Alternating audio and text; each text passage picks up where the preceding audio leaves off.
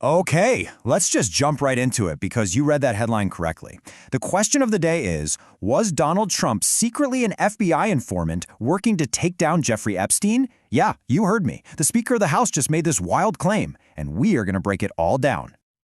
But before we get into this political whiplash, do us a quick favor. Hit that subscribe button and ring the bell. You are not going to want to miss what comes next. All right, let's do this. I know, right? Hold up, that was my exact reaction. An FBI informant? It sounds like something straight out of a movie, but this claim is coming from one of the most powerful people in Washington. So, where did this even come from? Well, it all started with the new House Speaker, Mike Johnson, and one very specific question from a reporter. And then he just said it. Quote, he was an FBI informant to try to take this stuff down. Wow. Just wow. The Speaker of the House is on record calling the former President of the United States an FBI informant. Now, a claim that big, that absolutely explosive, needs some serious context, right? So let's look at what Johnson's team is officially saying and how this whole conversation even got started. The whole thing kicked off when Johnson was asked to explain why Donald Trump keeps calling the Epstein situation a hoax, which, is a pretty loaded word to use. So Johnson's first move was to play defense. He argued that Trump wasn't saying Epstein's crimes were fake. No. He claimed Trump meant that the Democrats' political attacks using the Epstein connection were the real hoax. That's a pretty important distinction he's trying to make there. But almost immediately after those words came out of his mouth, the story started to get a little softer. A spokesperson for Johnson jumped in pretty quickly with a slightly different and definitely less dramatic version of events. See the difference there? Suddenly it's not FBI informant, it's willing to help prosecutors. Now that is a huge step back from the original Bombshell. The official story was already changing. And this is where the whole thing goes from confusing to just flat-out contradictory. Because there's one person whose own story doesn't match this new secret agent narrative at all, and that's Donald Trump himself. I mean, here's the billion-dollar question. If Trump was on some secret mission for the FBI, why is his own telling of the story so ordinary? The reason he gave for banning Epstein from his club had nothing to do with saving the world. In Trump's own words, it was about business.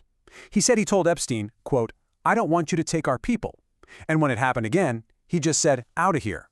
And this just perfectly shows the massive clash between these two stories. Johnson is painting a picture of a secret hero taking down a monster. Trump's story? He's a club owner who was ticked off that a guy was poaching his spa workers. One is a blockbuster action movie. The other is a pretty mundane business dispute. But hold on. The story gets even more complicated because there are these really inconvenient details that poke some pretty big holes in both of these stories.